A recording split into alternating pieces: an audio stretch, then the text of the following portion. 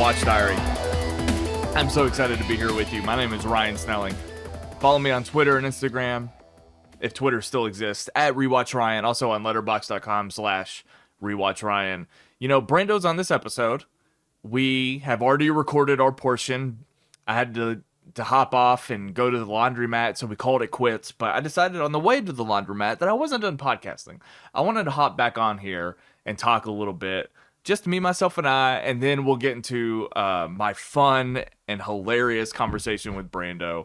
Brando makes everything better. But anyway, just some housekeeping stuff, but also I want to talk about the new attitude and the new era of Watch Diary and my content, because me and Brando stumbled upon something subconsciously.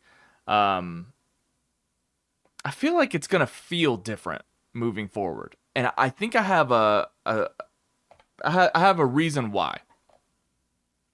Brando and I had a lot of fun talking about just whatever we wanted to talk about. We didn't talk about movies or TV. It maybe got a little political, but we like to talk about, you know, comedy and comedy's place in our world today and all that kind of stuff. And so we were just being silly and talking about just having an organic conversation about whatever we wanted to talk about.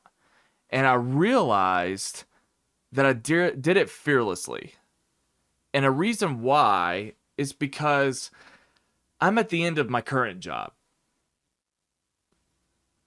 And I don't know if I ever really processed this until now, but I was always in a different mindset recording the podcast because I was being mindful of where I worked, but also who I worked with. And I don't have that problem anymore. Because the time that I'm recording this, I have 4 shifts left at my job, and then I'm done. And not only am I done with that job and that company, but I'm done being in Arizona with all those same people. And I just realized, wow, that's going to make a huge difference in my attitude and what this and it's not going to be like completely different. I'm just going to be a little bit more free and less conscious about the things that I want to talk about on here. Because unfortunately, you know, too many people that I work with now know about the fact that I make content and I podcast or whatever. And I don't think I'm ever controversial in any way. That's not what I set out to do. What I set out to do is just be silly, but also talk about Batman. Like, that's literally it. Like, if somebody asked me what my podcast was, I literally think it's nothing other than just a guy talking about movies and TV that he loves. But there are people that I work with and that could use this as a weapon, can weaponize my podcast. And I've never really understood why, considering I just talk about Batman and sometimes stumble upon random things that's never controversial. Especially when I'm aware of their politics. Like, I'm aware of a lot of the politics of the people I work with. And one thing I've never understood about them is that, like, I'm way more on their team than they think. But if I, like, challenge them, or if I'm not as far, like, left as they are, then they think I'm instantly just, like, a radical right guy. It's so weird. This upcoming, like, young generation, they're out of their minds. Like, they just think that Republicans are aliens, and I'm not even a Republican. But in their mind, they have it. So anyway, you simply, and I tell this to Brando, you literally just can't trust people to think what they should think. And what I mean by that is people are overly sensitive. They immediately make it about themselves, and they get angry or whatever, instead of just, like, actually thinking through something and thinking what somebody meant. They become emotional too fast, and it's a really hard to deal with people that are like that, because it's just like, oh, are you, like, even real? Like, are you even a person? So honestly, like, I know that, like, there are people that I work with that, like, talk about me doing this kind of stuff, and it is kind of annoying, but it's also, like, something I ask for it. I mean, I understand that. I mean, with anybody who makes content and puts it out into the world, I mean, you ask for anybody to watch it, and anybody can criticize it, and I understand that. But at the same time, you know, it was just, like, out of fear that I didn't do what I wanted to do here, because I knew that people were listening and people were watching, and Now that kind of just doesn't matter. Um, so it was just kind of nice to have Brando come on and we just talked organically about whatever we wanted to talk about. And it doesn't mean that we always agreed. It doesn't mean that we always disagreed, but it was just nice to have a conversation with my friend and not think about anybody that I have to deal with on a daily basis that doesn't know me the way that I expect them to. Because again, you can't just trust somebody to like get you, you know. Like I got called fake the other day and it might have been like the first time in my life anybody's ever accused me of being fake. I was just like, oh, I could have sworn I put my entire identity on display at all times. But you just can't trust people um, to figure it out. It's crazy. So anyway, I don't have to worry about that anymore. So anyway, I just feel like this podcast is going to be different, and I cannot wait to start my new job and not tell a single soul anything about my life. Can't wait. And my boss is my stepdad, so it's not like I even have to tell he already knows what I do. So it's not like I have to tell a stranger that's my boss what I do, and you know, it's going to be nice. So anyway, I think this new attitude and I'll definitely be able to talk more after next week. But you know, I want to be able to talk about my job and my life and the people in my life, the good. And I'm not just talking about people that annoy me. I'm talking about good people. So I'm excited. I'm excited to begin anew, to start this new chapter. Um, and yeah. So I think what I'm going to do, and I kind of mentioned this when Brando's on the air, but my work schedule is going to change. So everything that I've been doing, I mean, me and Brando used to record, or we do record on Friday mornings. I'm not going to have Friday mornings available. I think my day off is going to be Sunday, but he works for a church, so I don't know when we're going to get to hook up. I'm thinking about doing the movie and TV show content on my own. Maybe back home it'll be easier to podcast with more people that I know. But I think I'm gonna mainly go solo. But I'm gonna see if me and Brando can't work out a time to just kind of throw up whatever. And if we talk about pop culture, we talk about movies and TV, that's fine. If you were a listener of Sight and Sound, I'm thinking of a weekly after party. This is what it would be called, essentially, just like a bonus episode of whatever me and Brando want it to be. But the main show will be solo and about the weekly release or whatever. And so yeah, I think that's coming. And I don't know what I'm going to call that. I've always wanted to call a podcast Hot Takes and Sausage. So that's why this title is titled this, but we'll see. I don't know. But yeah, if you can't tell, I used to have a little shelf right here. I no longer have it. I'm about to get rid of this shelf. In the corner behind me, you can't see, but it's a bunch of boxes. Yep, packing up my life. And what is today? Today's the 18th. My birthday is in 10 days on the 28th. And I will be, as far as I know, on a plane the 29th or the 30th. And I will be home in Kentucky. Hopefully by December 1st. So, yeah, coming to a close here. It's a crazy chapter, and I'd like to, I feel like I've said a lot about my Arizona journey, my Arizona era, if you will, on here. But it'll be nice after it's behind me to put it into greater perspective and kind of figure it all out. Because there's a lot to think about, a lot for me to reflect upon. So yeah, I might have like my best friend Eric on here and just like talk to him about it like in a friend way, and it might be nice to just, I don't know, who knows, we'll see, but we'll do that anyway. I feel like I've rambled enough, but I would just thought it was so interesting that me and Brando stopped recording, and I had so much fun not worrying about Andor or the Fablemans or, whatever's coming out. I just had so much fun with him. We talked about whatever we wanted. And I realized that's what it's going to be like now. Now that I don't have the job or, and it's crazy. So anyway, there's that. Guys, I appreciate you. As always, go to this QR code right here. for a 30-day free trial of Audible. It's a great way to support me. I don't have it over here, but if you look on YouTube, my movie palette is right there. If you want to go get a movie palette like that, go to moviepalette.com, and at checkout, use the promo code REWATCH15. And that gets you 15% off of the movie palette. It's almost Christmas time, so you can gift a movie palette. You know, if you have a friend of yours and you know their favorite movie, or you know a movie that would look good on their wall based on the decor in their room, go to moviepalette.com. What they do is they take every frame in a movie from beginning to end, find the primary colors, elongate it, stretch it out, and it turns into that pattern right there. That one's Fight Club. You can't see the greens in it right now because of my LED lights, but the greens and everything that you expect from a David Fincher film are in there. So you can support me on the Audible free trial or the movie palette link, both in the description down below. I greatly appreciate you guys. So I'm going to stop, and here's the rest of the podcast with me and Brando. Have fun. I've got my partner in crime, Brando Hall, over in Kentucky. How you doing, sir? Well, so we've been really sick. But first, I want to say to everyone who's wondered, where's Brando?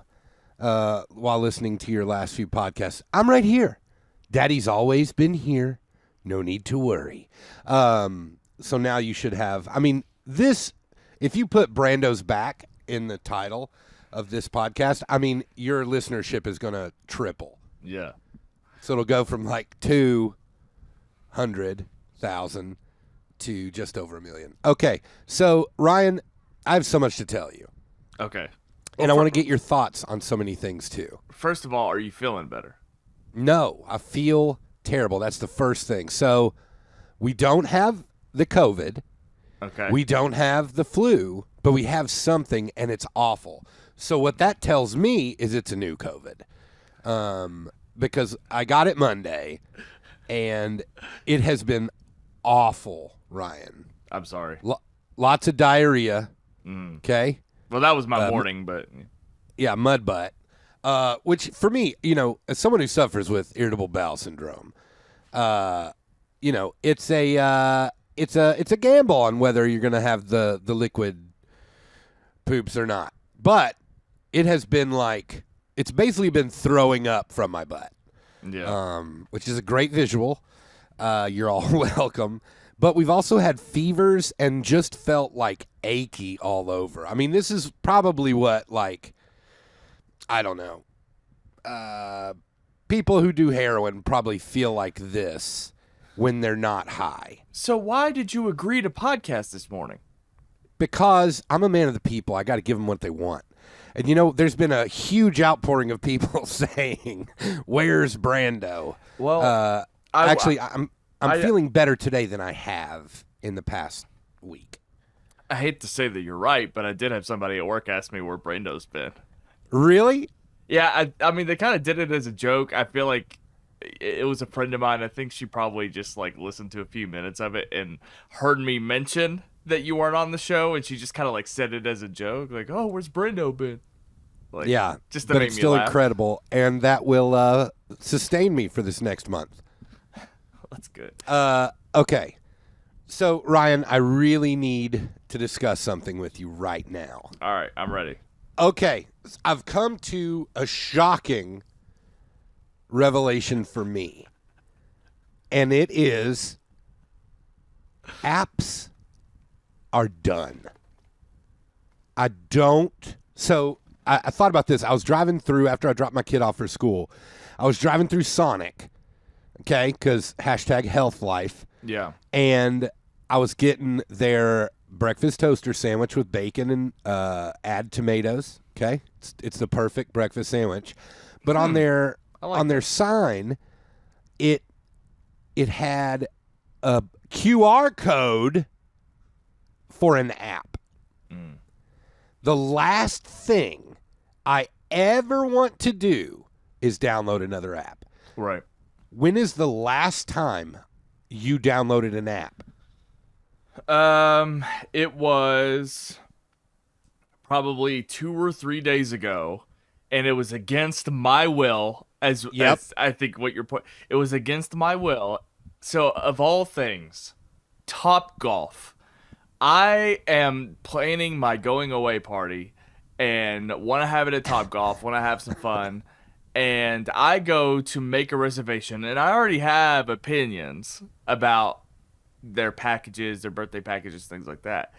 But to continue the reservation process, it's done entirely on the app. So I downloaded the Top Golf app, which is insanely because like I long and I dream of the day where I'm like the guy at Top Golf every day. Like that'd be amazing to me if Top Golf was my place, but I'm not there yet. I've been to Top Golf one time ever in my life, and it's a coincidence I'm going a second time an exact year from when I went the first time. So it's not a habit.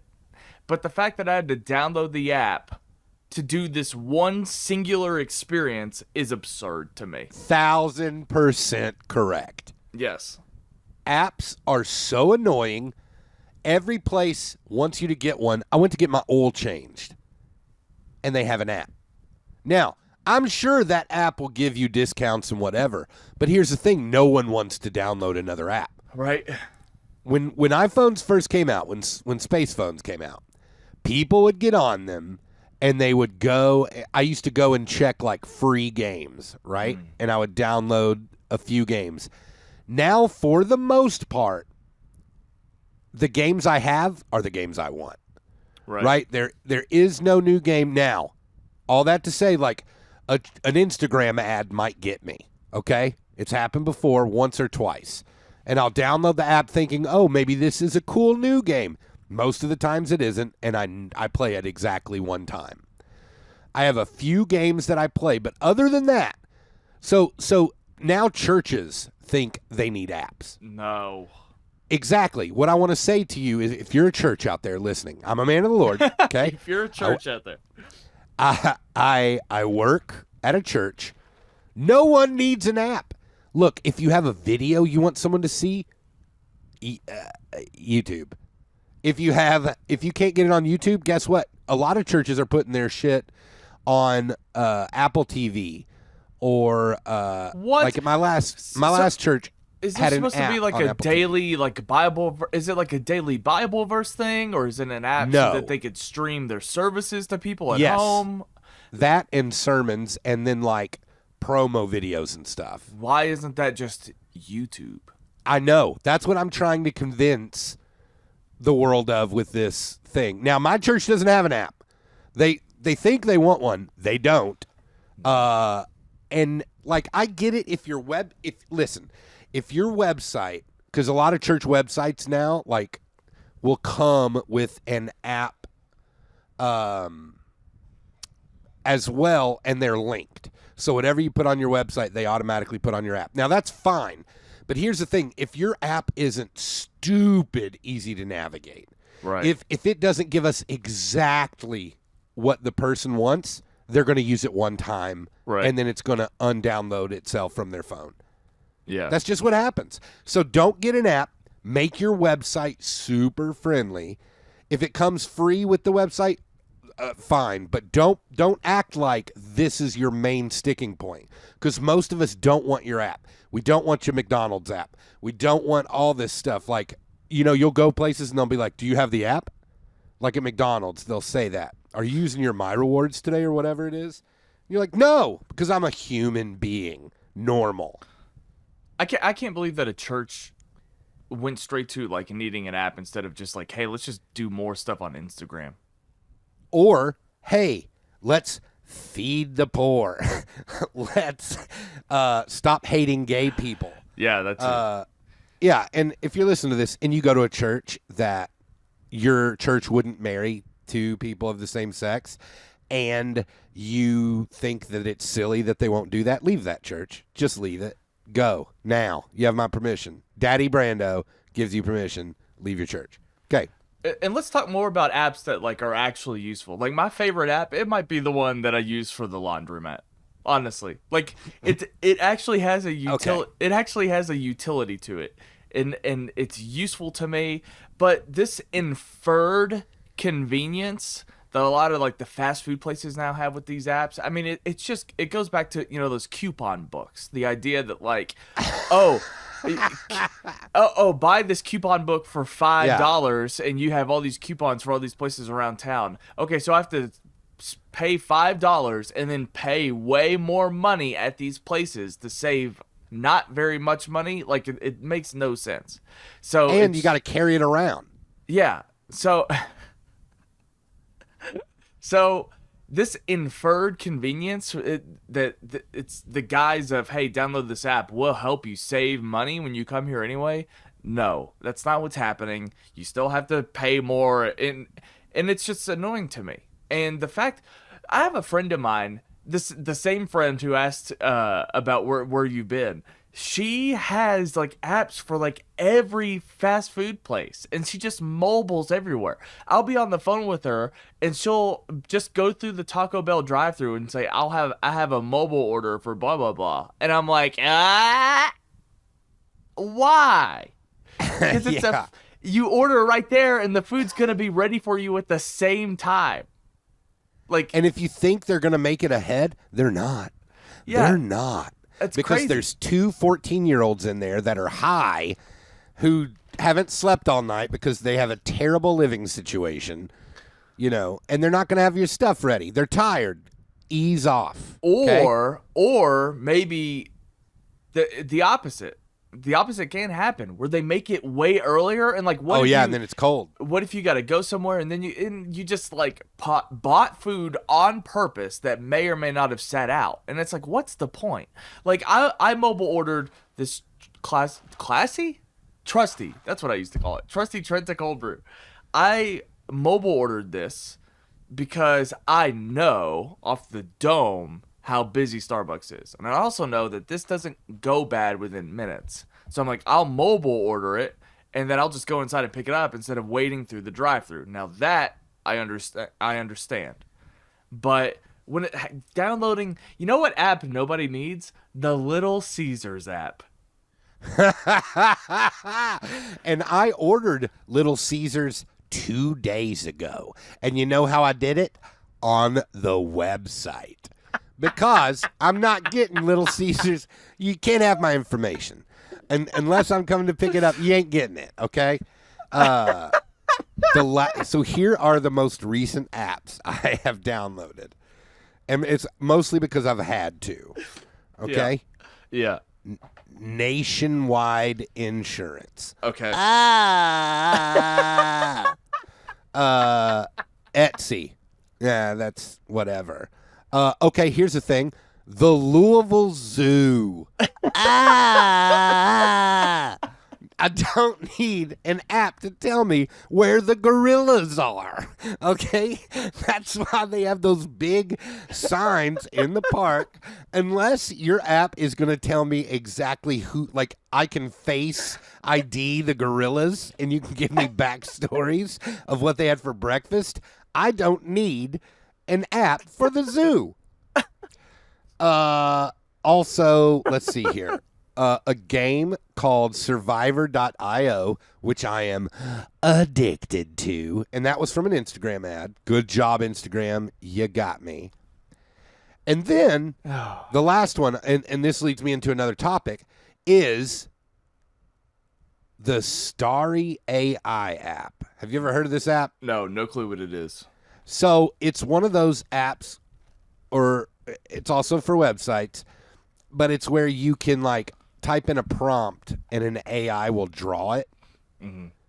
And I got it for a joke because I was trying to type in something to make my friend feel stupid. Those are pretty cool. Yeah, no, they're fine. But you know what I don't need? A pro subscription to this. Right. I need the 2 ideas that I'm going to have when I think of funny stuff. And then I need you to draw those things, and that's it. Let me see what the pro. Okay, the pro is $11.99 a month. Yeah. $11.99. Now, so if you get the year, which is best value, it's $95 a year. That's almost Netflix. That's more expensive than Disney plus. That's more expensive than getting the blue check mark on Twitter. That's there you go. Well, Twitter's dead.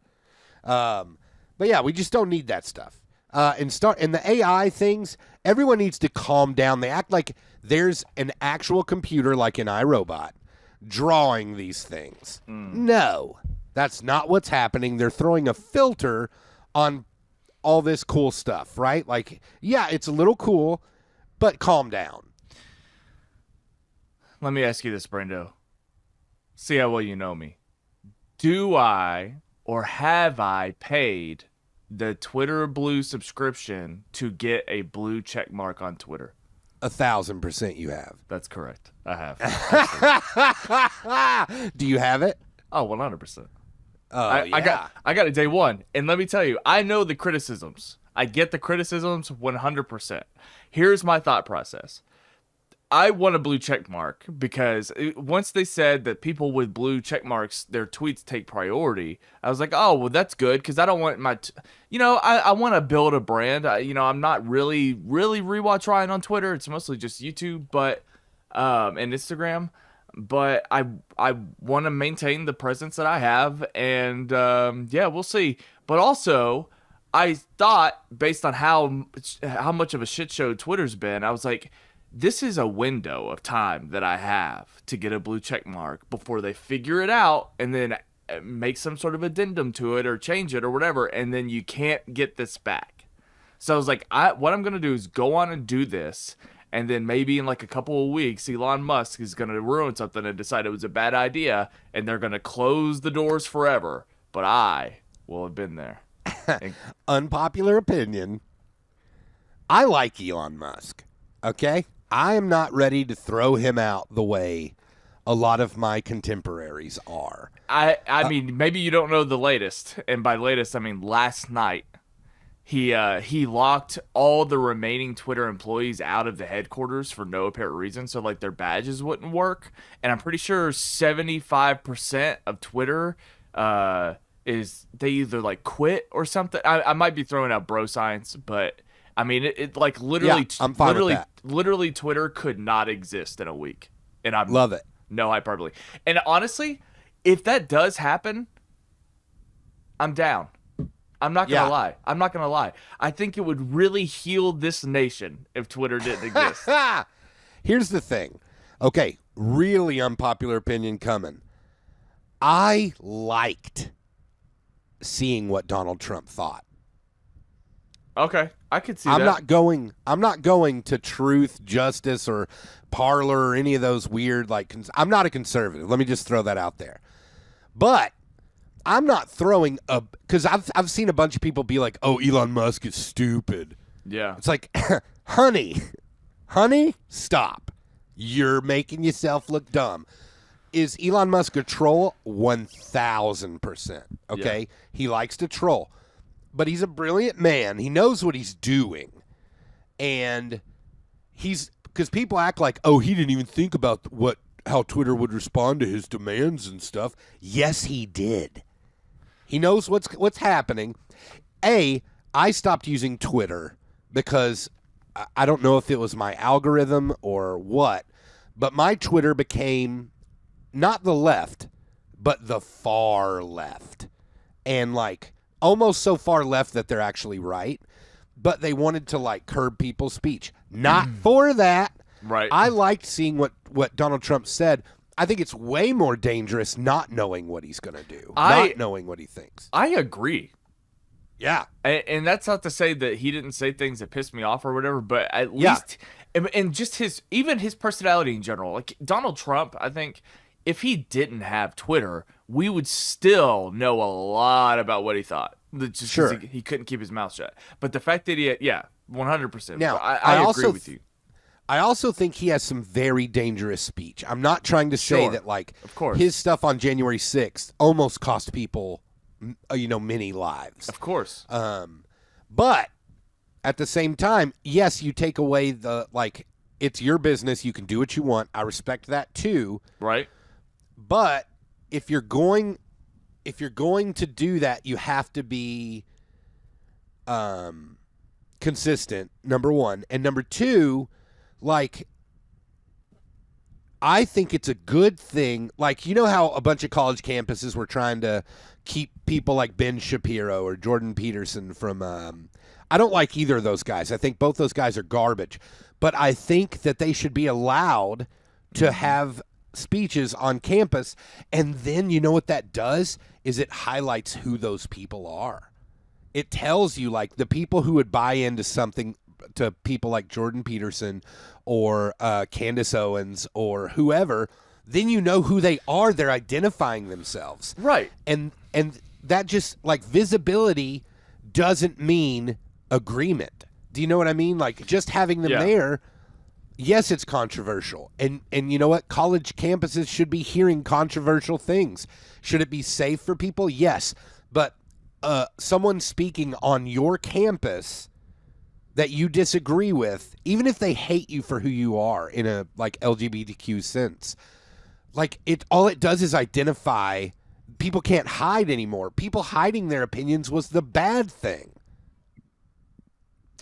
Yeah, I think it's also important too I wish we could get back to a place where everybody sort of just like leveled out in terms of their excitement.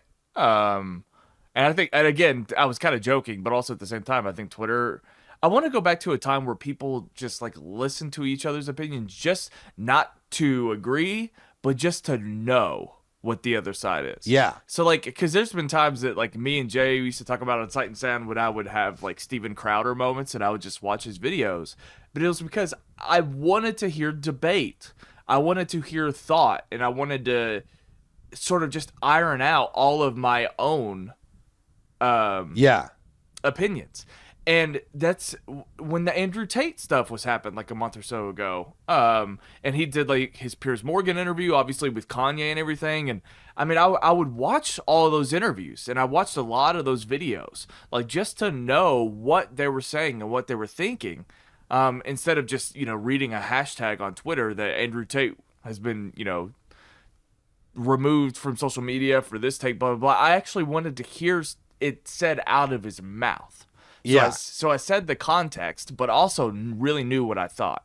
And so, yeah, I mean, I was listening to that stuff the other day, and I had a couple friends who knew I was doing that ask me, why are you doing that? It's like, I think it's important to know what they're saying and know what they think, so I know what I think. Yeah. And I didn't get riled up about it. I mean, did I disagree with a lot of it? Absolutely. But I didn't, like, freak out. And my blood pressure wasn't raised, and I didn't get angry at anybody. I just was listening. Right. And so, yeah, and then that brings up the Chappelle thing, right? Like Kanye West said, he gambled and lost on thinking he could say whatever he wanted and Adidas wouldn't drop him. They dropped him. Right. And then Kyrie Irving said what he said, on Twitter, or tweeted that, movie that denied the Holocaust. And then Chappelle gets on Saturday Night Live, and people, from an observer's point of view, people took what he said out of context.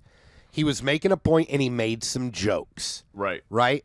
Like, I think his jokes were, like, the one that people got upset was that he said you could think it and just not say it out loud. Right? And that seems counterintuitive to what I just said about wanting to know what Trump did. Right. But all of us have thoughts that are not okay, but that we hold. You're smart enough not to say them out loud.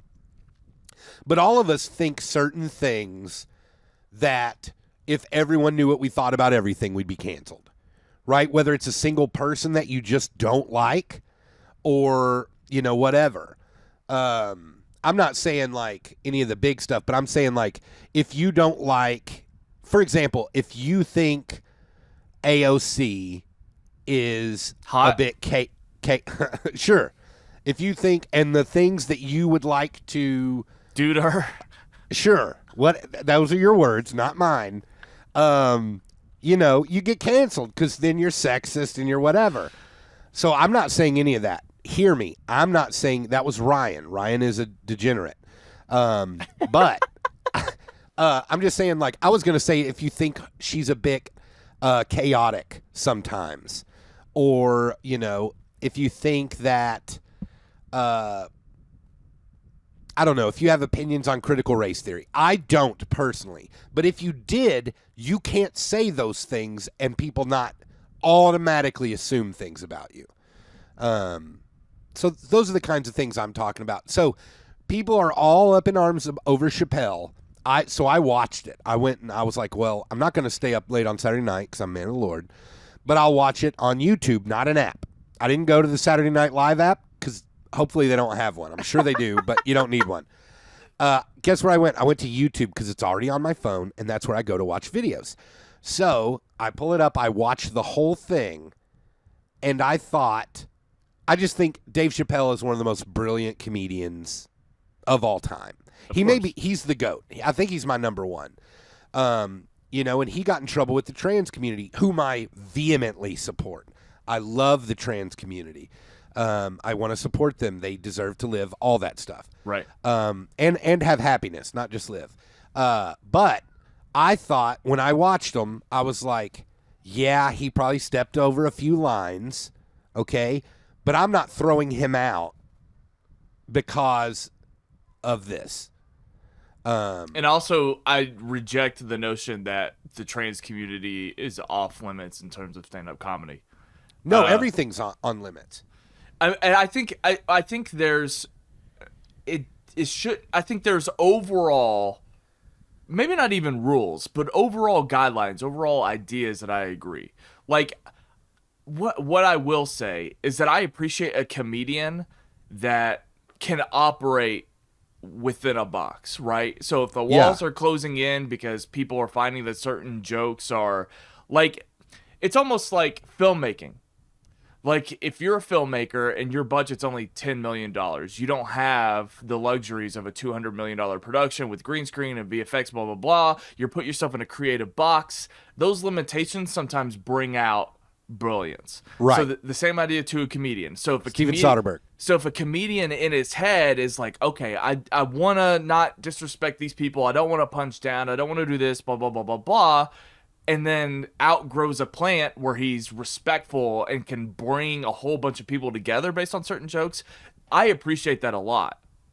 But also at the same time, and this is where free speech comes into it, I don't think anybody is off limits. And I mean, I even do this, not that I'm a stand-up comedian, but I think it's important that, like, when I make fun of people, I also try to make fun of myself as much as possible. So I like to keep it even, and people don't realize that. Like, especially when they don't get my sense of humor, they get, like, they're so sensitive and they get offended by a little joke. I'm like, did you just miss the 90 jokes I made about myself before I made the one joke about you?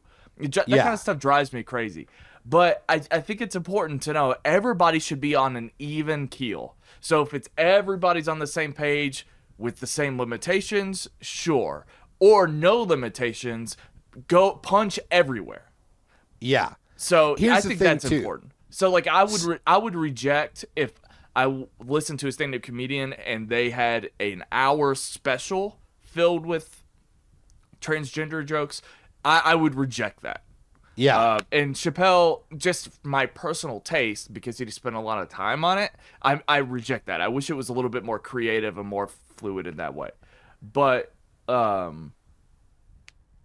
Here's the thing, though. Go ahead. Like, okay, so there's a difference. Then I go to think, like, how would I feel watching this with one of my trans friends? Like, would I laugh the same way? Sure. Yeah. And so then it gets more complicated, right? And then you think, but then I go back to thinking, okay, but here's the thing. I make fun of people that I love all day long. It depends on the joke, what the jokes are, too. That's true. So that's the difference. But, like, if you can remember that one of the first times I met you, I made fun of you. I called you Seosin boy or made fun of the pack that you wore, like, basketball shorts. But I'm not the kind of person who would ever make fun of someone to their face if I didn't like them, right? Because then you're just a jerk. And I don't think that I'm a jerk. So I always try to, when I meet new people, I immediately tease them. If someone, like, has, like, an overly large nose. I'm not going to be like, hey, what's up, ugly nose or big nose? But I would immediately tease them for something because then they feel included. Because they see how the whole friend group, and maybe your friend group isn't as vicious as mine has always been, but like every group of friends that I have tease each other incessantly. Right. And it's just like a love language. Maybe it's a guy thing too. And I'm including all guys, like, you know, whether you were born with a penis or not. It's a guy thing where you just tease each other, you know, constantly. And that's how you know that you're loved. But then when stuff hits the fan, you're still going to get teased for it, but they're there for you, right? Like, there are moments where you and I are teasing each other, and then one of us will go, okay, for real. And then you back off and you support them, right? Right. I mean, I've had to do that for you. You've never had to do that for me because I'm so, you know, awesome. The only person that really used to bother me when they made fun of me was, well, I won't say his name, but he kind Steven? of... No, actually, no. But okay. I won't say his name. But he was even more of an outsider. But he was, you know, a freeloader. And he was very tall and skinny. And he was a waiter at a restaurant. Do you know who I'm talking about? He was... No. Okay, I'll tell you off air. But he used to crack jokes at me. And he also was an adult hanging out with kids. And it used to drive me crazy. You talking about... Okay. Is that who it is? Yeah. But yeah, in terms of like, yeah, that's what's so weird about people here and why I can't wait to get back to Kentucky. Because I used to tell like people I work with, he used to like just not get my humor. First of all, I cannot wait to never hear, I just never know when you're being serious or sarcastic. I cannot wait to never hear that again. Because when I go back home, nobody's gonna be confused because they all get it. But the people that I work with, they don't get that. Like, if I'm like giving you a hard time or making jokes, it's because I like you, right? But maybe like I am not. Maybe I am not the person to you that you are to me. Like that happens too, where like I give people a chance and I just like them or whatever, but like I'm this person to them, like I'm their manager. So like maybe they're in their head about, you know, being made fun of or whatever.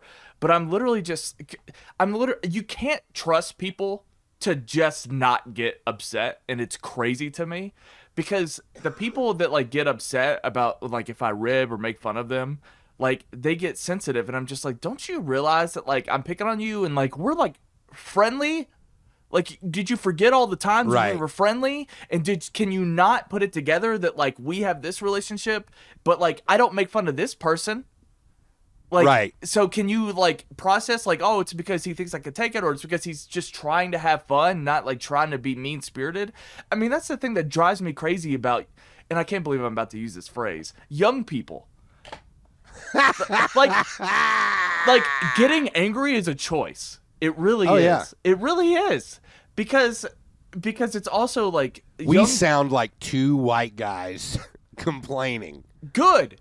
Because young people today, like they just want to get mad and they're overly they sensitive. Want to. That's true. It's crazy because all you have to do when you're watching if you see a joke or whatever that you don't like or whatever, just don't like it, but don't get angry and upset and don't rage and don't, post. Just go on about your day. It's okay. Okay.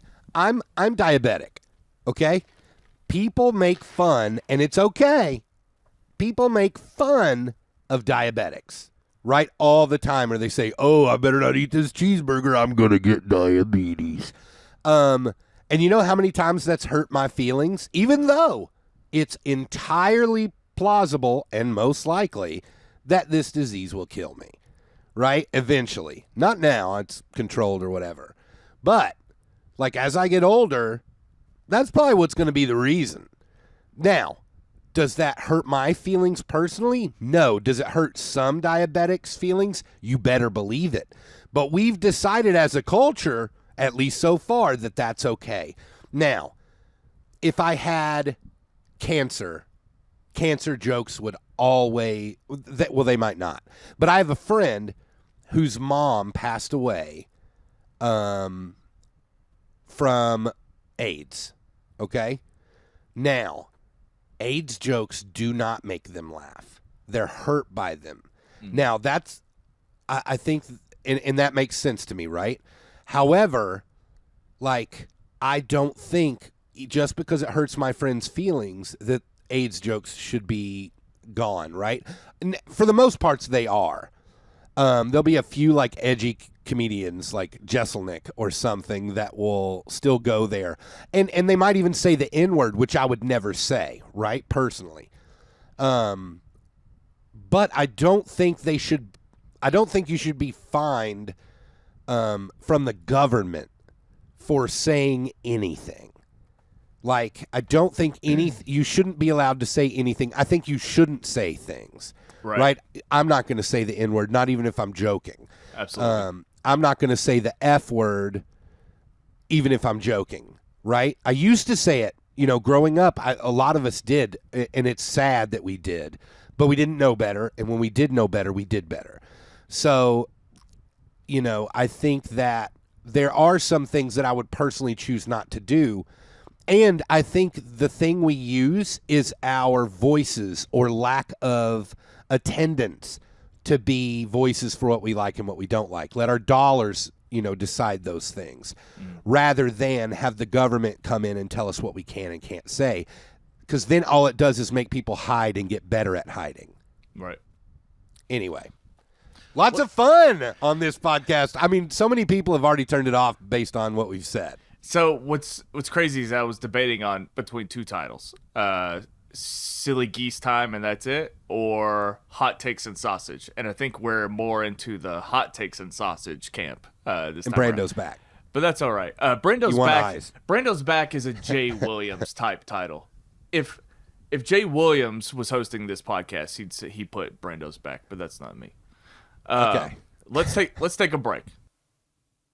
We're back. So I'm curious to know, how do you feel about my constant text updates throughout the morning before we podcast, updating you on my schedule and my time frame and everything that I'm doing up until the moment we record? I'm so excited because I think that you did a good job this morning, and I'm going to read the texts. Was it a great job, though? Because I was ultimately late.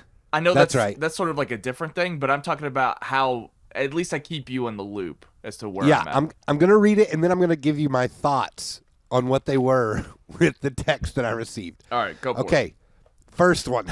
Wow. That's this morning was just wow. And it was in response to you texting me last night at midnight my time when Daddy's asleep. Mm. Did you want to record tomorrow? Mm-hmm. So then this morning at 8:43, wow. I said, yes, sir. You said, good morning. I said, good morning. Would you like to talk together into microphones and record it for people's entertainment and leisure? I said, yeah. What we going to talk about? And then you said, whatever you want. I just want a silly goose time, and that's it. Mm-hmm. I said, love it. We can talk about Trump and Twitter. I thought I was joking. Yeah. You said, perfect. What time? I said, what time works for you? When are you doing laundry? Because that's a running joke. You do laundry every Friday. It's just what you do. Yeah. You're like a character from the Shawshank Redemption. And then you said, anytime I'm 2 hours behind you, gotta do laundry and get my cold brew, but I have time to do whatever. I said, okay, I'm free now till whenever, just let me know. You said, okay, I'll get up now and get everything moving. I said, okay, what's your ETA? And you responded to what's your ETA with, I don't know, why? Like, how dare I ask for a time frame when we would podcast? And then you said, I just showered. I said, I'm trying to plan my day, LOL. You said, what do you need from me? Do you want to say we start between your 10:15? I said, sure. You said, okay, that'll give me time to get my clothes washed. And once they're in the dryer, I have time to record. Yeah. All right, my wash is going to be ready in 25 minutes. Then I just have to move it to the dryer, and then I'll be home. And then you said, I didn't give it the super wash treatment that would have added 10 minutes just for you. That's right. And then I said, haha. You said, your house stinks. No, my laundry didn't get the super wash. I said, that's right. And then I said, you don't seem like a smelly person, even though you used to hang out at Reed's. But it's only because you do your anxiety and you're crying in the shower. Okay, so that's where I need to stop. But here's the thing I want to say. So when you see somebody on camera, I think you can usually tell if that person smells good or not. Did you say that's accurate? I don't know. I think it depends. I think that I never assume that good-looking people smell bad. So that's right. So if I see somebody on camera, it's probably like a podcast interview with Jake Gyllenhaal. And even he's the guy that was like, you don't need to shower every day. But I still don't think he smells. There's something about him. I think he probably does. And so... But also, you're right. So my track record in terms of like living life and being told that like my breath stinks or I stink or whatever, it just doesn't happen. Like That's right. I'm always on point. Now, I went over cologne. That was new to me this year, but I barely touched my cologne in the last 8 months. So I still almost have a full bottle. So like cologne, that was new to me at the age of 31. But it was, so it just didn't smell like cologne, but it didn't smell bad. Yeah. Now, looking at you, okay? I don't know if you're ready for this, but looking at me, I think that guy probably stinks. And you would have been right for many, many years until I got married. Well, I think part of the problem as to why you might have smelled bad was because you used to smoke. Yeah, gross. Yeah. But also, I'm just fat and sweaty naturally. And I used to be a band guy and thought it was okay to stink. Now, you had the worst smelling feet / shoes of all time, man. No, true story. Oh, my God. I used to go over to my friend's house, and he would go, bro, I love you, but you're going to have to put your shoes outside and go wash your feet. And you think that'd be enough to go, oh, my God. But it wasn't. I continued. I wore Toms with no socks. Oh, God. Or Vans with no socks for years. Yeah. Years. And I thought they would never smell right again. And then I got married and Lulu cured me. And I think it's called socks. And, showering regularly. So anyway, you look like a person that might not smell great. But here's what I can attest to. You always do. Yeah. Not great. Let's rein it in. You smell fine. You don't smell. It's just not a problem. That's right. I've never been. You're also a very cleanly person, for the most part, especially when it comes. I bet you're the guy that takes hour-long showers. 20 minutes. I think if I go into the bathroom, I probably don't come out for 15 or 20 minutes. So that's the entire thing, though. So if I shower, but also I kind of just take my time, maybe brush my teeth going in there. So my trip to the bathroom is probably 20 minutes, including the shower. Yeah. Okay, but do you brush your teeth in the shower? No. You got to try it. I mean, I've done it before. I think I used to do it in college, but I just don't really get it. It's because you have hot shower water draping your body in comfort, and then you're brushing your teeth. It's incredible. So I have one of those. They're electronic toothbrushes, but they're the disposables because I don't care about the planet.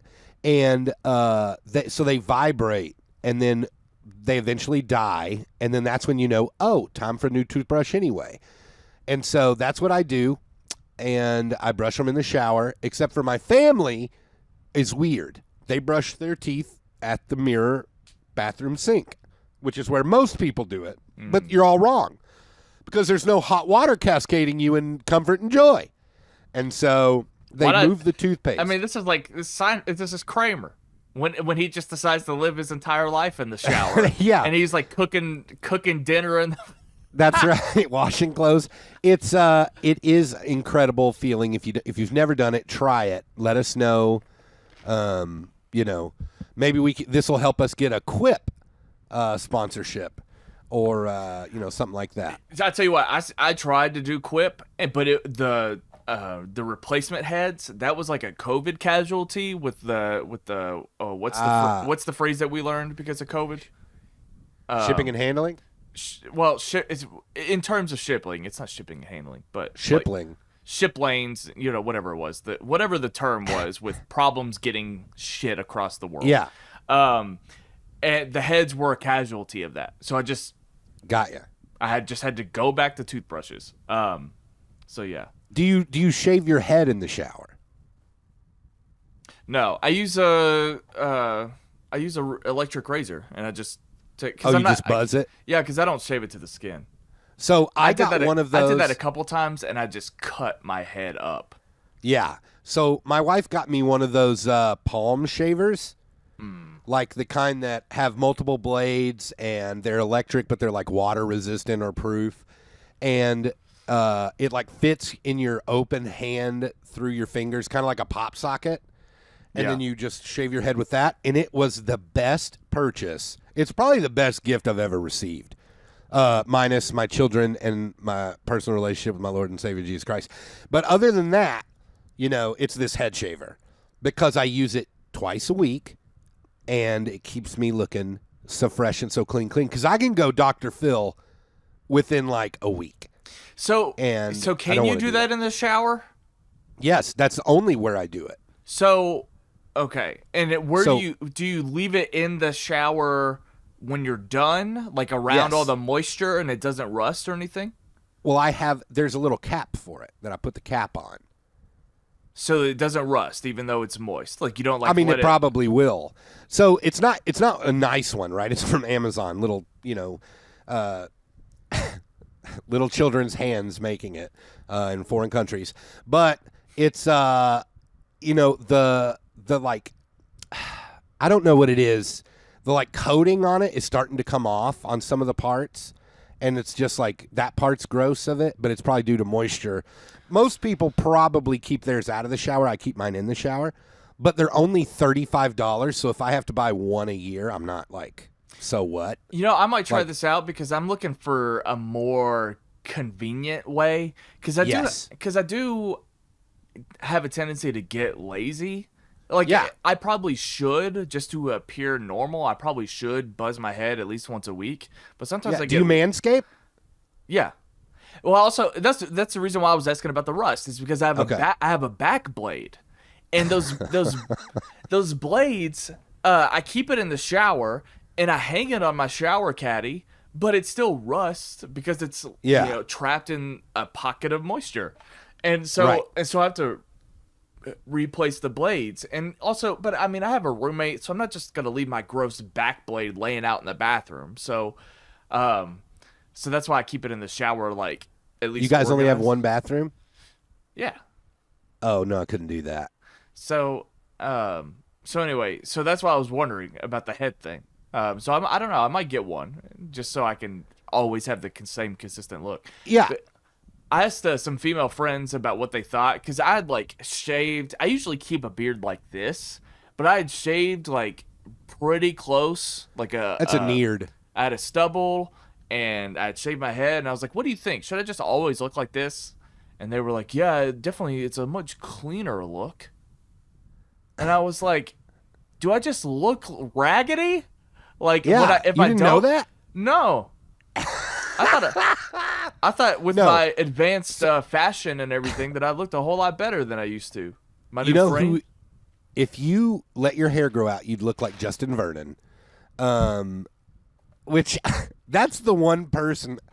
The luckiest looking person to have a career is? It's either Ed Sheeran or it's Justin Vernon of Bon Iver, because that dude has 4 hairs on top.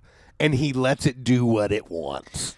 He doesn't brush it. It's gross. But he's Bon Iver. So you want to know who has like terrible hair and is balding/bald, but you never think anything of it for some reason, and he's also just not that like traditionally attractive? Michael Keaton. Oh yeah. Michael Keaton, and I love Michael Keaton. Not great skin. And he's bald. I mean, he has baby bird hair like I do. But for some reason, you look at him and just think Michael Keaton, and then your brain shuts off. Like, you don't really assess, like, what's going on. Woody Harrelson also. he's balding and isn't like traditionally attractive, but you don't think anything of it for some reason. You're just accepting of it. And I'm speaking not out of like vitriol. But they're older. Yeah, but I'm not speaking. If they were your age, yeah, and balding, it'd be worse shittier. For them. Okay, so I just need to age up to get. That's right. Okay. What are you, 30? I'll be 32 in 10 days. Oh my gosh! Happy early birthday, boy. No, I think I wore a hat for years because I started balding. I mean, I noticed it. Okay, I'm gonna full transparency. I noticed that I was balding when I took acid. I was at a mutual friend's house. Well, I don't know if you were friends with her, but I used to live with a girl in Lexington that we never dated. We're just good friends. She was in my wedding, and you know what I'm talking about? Had a lot of cats. Oh, I can't remember her name, but I do know who you're talking about. It rhymes with Mandia. And so when I was living there, me and a friend who used to play music with me, were going to get acid, and all of our friends smoked pot, and I didn't know what acid did. I thought, it lasts a couple hours. Yeah, it'll be like you're high on whatever. I had done weed. I had smoked weed at the time, so I thought it would be something similar to that. Was not, and it was one of the worst experiences of my life. But I looked in the mirror and saw myself for the first time how I actually looked instead of like this, I don't know, idealist, I only look like the best angles that I take for MySpace, at the time. I saw what I really looked like and it broke me. Yeah. And I noticed like how balding I was. So then I buzzed my head and started wearing hats all the time. I used to wear do you remember when I used to wear a bandana? And I had shorter hair, and I used the bandana to keep that hair in place. I knew I was thinning, but I didn't know it was that bad. Right. Thinning hair, not body. That's bigging. But so now I'm a hat guy, and so I wear hats all the time because I'm only 35, which is still super young. But I'm hoping the older I get, the more I'll be like, I'm 40, I look 40, it's fine to not have hair. But still at 35, when I see someone with a thick, luscious head of hair, I hate them a little if they're my age. Now, it gets worse. So here's one of my toxic truths. If you're ugly and you have really thick hair, I hate you more. Is that not fair? I'm like, God, why did they get it? Look at them.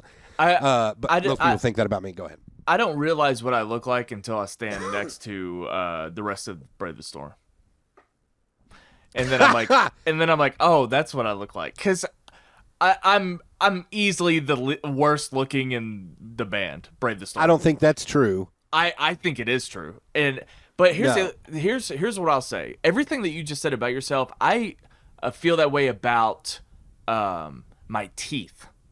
So in middle school and high school, so my sister had braces when she was in middle school and I was in middle school. So my mom was kind of always like, well, you have braces. I don't know if I can afford, or I'm sorry, your sister has braces. I don't know if I can afford to get you braces yet. So I waited a little bit later. So about the time it was time for me to get braces, it was like 8th grade freshman year. And I was private school going into public school. There were a lot of chicks that I was like interested in and wanted them to be interested in me, and I was like, I feel like in my head I was so self-conscious about what I looked like, I refused braces. And what I did, my thought process, is I would look at adults and be like, well, their teeth, they probably had braces, but their teeth aren't really that straight anymore anyway. So, like, maybe I'll just be okay with, not perfect teeth. And my teeth weren't terrible. I was just but, I needed braces. So I just kind of, like, logically talked myself out of getting braces. And that logic has lasted me almost 20 years now. And I'll tell you what, every single year I have a crisis where I'm like, you know what? My teeth are getting worse. I should have gotten braces 20 years ago. should I get them now? But now I would be self-conscious because I don't want to have braces when I'm 31. So it's like it never stops, that cycle. So let me help you. I'm a person who, because I grew up fat, I'm still fat, but I grew up fat. One of my defense mechanisms is I pick up on what people are insecure about so that if they ever come for me, I can destroy them. Right? Like, that is just part of my personality. Right. I have never noticed your teeth. Never. And that's a good thing. Well, right? Like, one thing too, like another thing I've just noticed that my jaw isn't as like pronounced, and I feel like braces would have helped that too, because like I don't know, headgear. My face just goes into my neck. Like I don't have really a pronounced jaw. You can't really tell because I have a beard. That's right genetics. Now. But I feel like if I had braces, it kind of pull it out at least a little bit. Like genetically or naturally, maybe I just don't in general. But it would help. And plus you have a chin. My mouth area is so small too, though. Like I don't have a lot of room in my mouth in general, and I feel like it could have just given me a little bit more room. But yeah, well, I think you should get adult braces and headgear. I'm actually shocked that you haven't done like one of those clear brace things. It was a company called Canvas or whatever. So they sent you the kit, you make the mold, you send it back, and they rejected me. And I think it's because I'm missing a tooth. Because then the braces would have to be in like 3 parts maybe. Like, so when I get back to Kentucky, I'm going to go to the orthodontist, and I'm probably going to figure out how I can do the least amount of minimal maintenance to at least ease my conscience, but also, So I'm going to figure all that out when I come home. Are you missing a tooth on the top or bottom? Top. Okay. So, yeah. I would try out the other ones and ask questions like Smile Direct Club or whatever. Yeah. Because me and my wife have a mutual friend who used to have a gap in between her teeth. And she used Smile Direct Club or whatever it was and no longer has a gap, and it 1,000 times better. But I noticed the gap, right? Like, sure. Because, again, defense mechanism, I've never noticed your teeth being bad. Now, I have little teeth, and they're stained, not dirty, stained, like ingrained stained, because of, I didn't have health insurance for 10 years.